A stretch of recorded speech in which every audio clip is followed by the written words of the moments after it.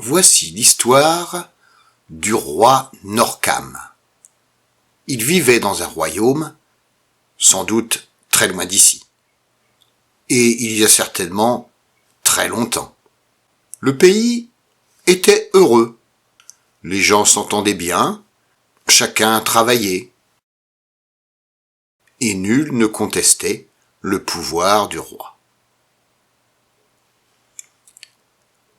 Or, un jour, du fin fond du royaume,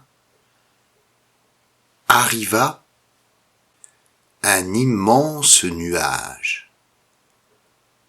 C'était une maladie terrible qui se propageait dans tout le royaume. Chacun qui entrait en contact avec ce nuage maudit toussait et devenait si fatigué qu'il lui était impossible de bouger. Devant ce fléau, le roi se posait la question. Que fallait-il faire pour protéger tous ces sujets? Il réunit ses conseillers autour de lui et alla dans la grande salle de la carte du royaume. « Voyons, dit le roi, tous mes sujets sont malades. Bien, faisons construire des hôpitaux.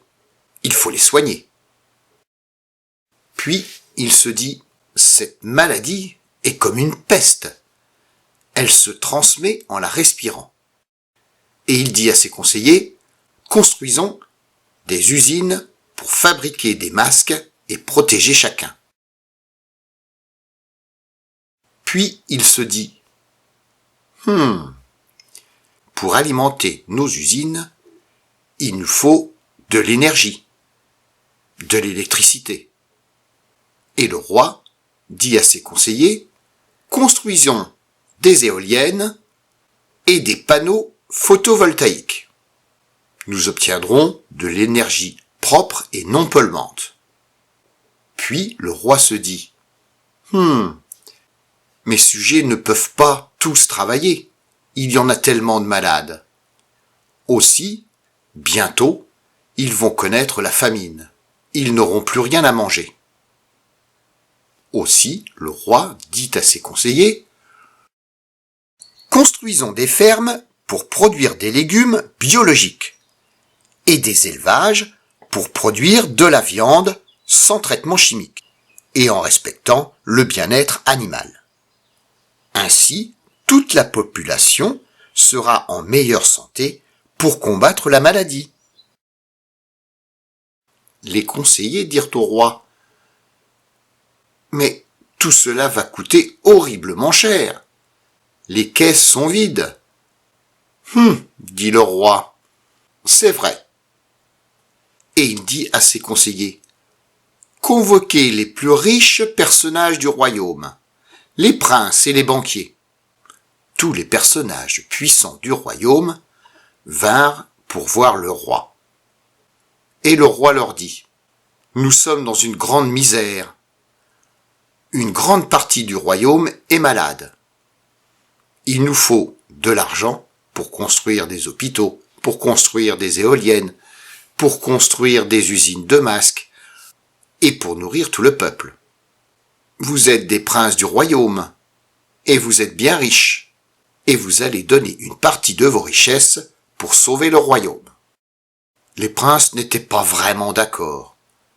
Ils avaient bien peu l'habitude de partager. Mais pourtant, ils durent obéir. Et avec tout cet argent amassé, le roi put faire construire ses hôpitaux, ses éoliennes, ses élevages, ses cultures.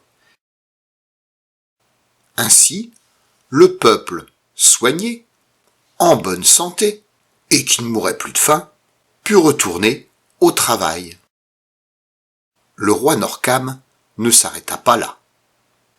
Il aida la justice pour que chacun soit jugé plus justement. Il améliora les journaux, Internet, la télévision, pour qu'ils diffusent de vraies informations. Il créa une caisse pour venir en aide à ceux qui étaient malades, même pour un petit rhume. et aussi une caisse pour tous les vieux du royaume qui avaient déjà tant travaillé et qui pouvaient ainsi se reposer sereinement. Il fit en sorte dans tout le royaume que chacun s'entraide.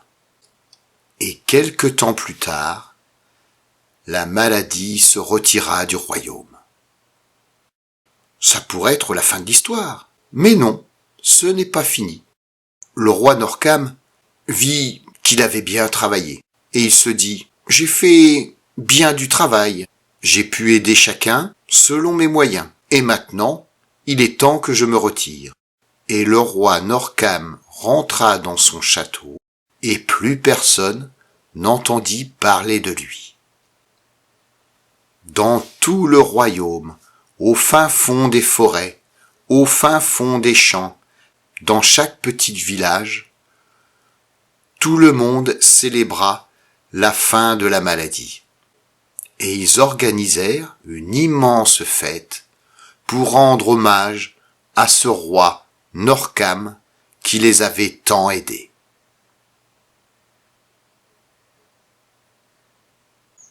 L'histoire du roi Norcam n'est peut-être pas un conte de fées. Et si tu veux connaître la suite, il te suffit de regarder le journal télé. Bien d'autres racontent mieux les histoires que Papy. Et maintenant, il est temps d'aller au dodo.